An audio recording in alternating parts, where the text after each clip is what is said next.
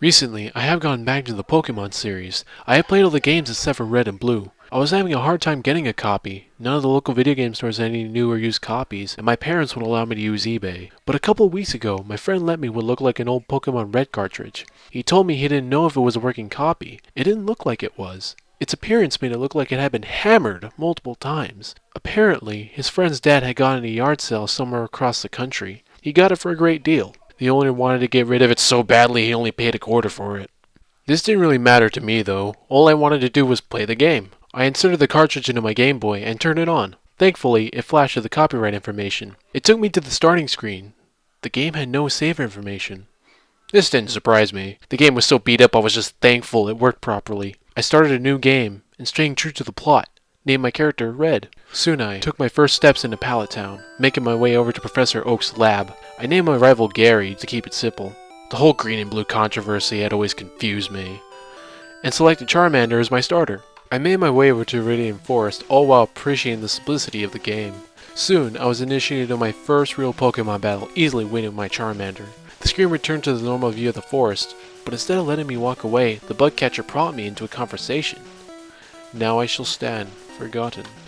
This statement confused me quite a bit. I tried to talk to the bug catcher again, but he wouldn't respond. Was this some kind of plot restricted to Pokemon Red? Shaking the idea off, I continued on. Every trainer I met said that after I battled them. Reaching the exit to Viridian Forest, I exited and re-entered in an attempt to speak to the trainers once again. They did not respond, but something had changed about their position. They were all facing to the right. I proceeded to my first gym battle and won with a bit of effort. After the battle, I expected the gym leader to say the same words as all the previous trainers, but instead, a box popped up that read these words: "Having served my sole purpose, I shall rest in silence." Then surprisingly, he made his way out the gym. I quickly walked out of the gym after him to try to see where he went. He was nowhere in sight. I went back into the gym, and he wasn't back in there either. In fact, none of the preliminary trainers were there. I rushed toward Viridian Forest, and upon entering, I noticed that all the trainers within it were gone. I continued on with the game, receiving eerie responses after every battle. After I'd finished an area, they all faced a direction that was usually due east. After I defeated the gym leaders, they gave me the same responses as the first and walked out of the gym. The only time the response varied was when I faced Gary, who replied with, "I still have a purpose."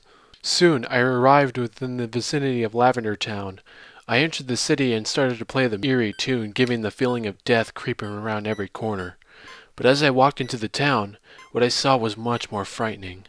The whole layout of Lavender Town had changed, the whole of the city uprooted and replaced with a horrifying sight. Around the ground there were multiple skulls and bones. In the center, or the terror, was a giant leafless tree. On some of the tree's branches there rested multiple skulls. The sight paired with the theme was overwhelming. I tried to turn down the volume, but the music only grew louder as I turned it down. My Game Boy began to shake because of the intensity of the sound waves.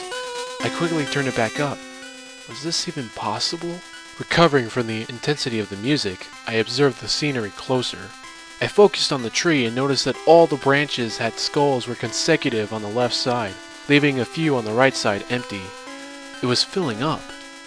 Deeply disturbed by this thought, all I wanted to do was get away from the town. I tried to quickly walk across the town to the exit, but as I entered the field of skulls, Red's steps slowed down gradually, as did the town theme. As I began to reach the exit, his steps started to speed up again. What had I just seen? After I beat the trainers on Route 10, I exited and returned to see the routine turn of all the trainers. This time they were facing south. Then I realized they were all facing towards Lavender Town. Driven by pure curiosity, I continued on.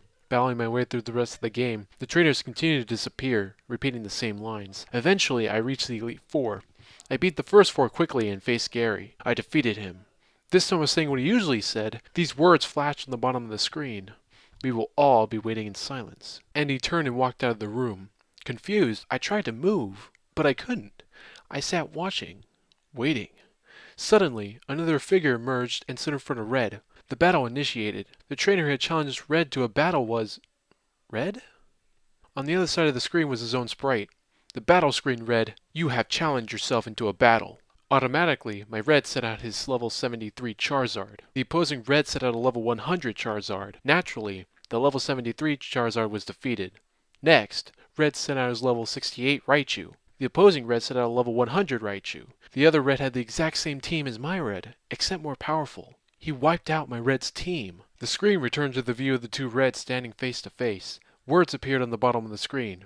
Red was talking. Your purpose has been served. End it all, before you exist alone. Forever.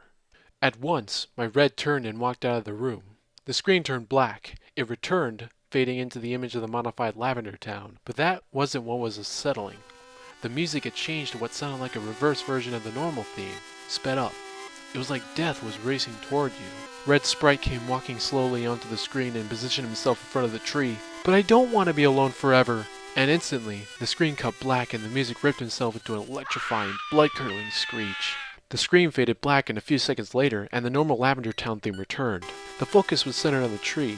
I tried to open the menu, but it wouldn't respond. Nothing happened when I moved the control pad, either. Then I noticed. There was one more skull than before the screen blackout, at the center of the tree, and I understood. Red had killed himself. Soon it all began to unravel. The skulls littered around the tree were the skulls of the trainers I've defeated along the way. The skulls resting upon the branches were the gym leaders, the Elite Four, and Gary. I set down my Game Boy, my hand shaking in astonishment. They had all killed themselves, but why? Reflecting upon all the lines they had said after Red had defeated them, they all conveyed the idea that they no longer had a purpose. They are nothing but characters in a game, trapped. Once they served the purpose that they were programmed for, they would sit forever for no further reason to exist. No communication, no meaning. If you think deeply about it, it's worse than hell. Either they would be trapped like that forever, or they could die. They picked the best of the worst. Whatever was waiting for them after they died was surely better than what was going to happen. But why would Red kill himself? He was the main character. He would always have a purpose until the one controlling him stops playing. Eventually will come the day when we are all forced to stop everything. Then, even Red himself will be sentenced to eternal solitude. His sole existence is to embody you, the player, in the world of Pokemon. So when you stop playing, essentially, it is him who is sentencing himself to death, defeating himself. I turned the Game Boy off and on. It returned to the starting screen, the save file still intact. I opened it and it returned to the view of the skull-bearing tree.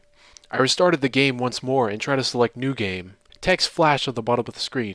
The dead do not return, and took me back to Lavender Town.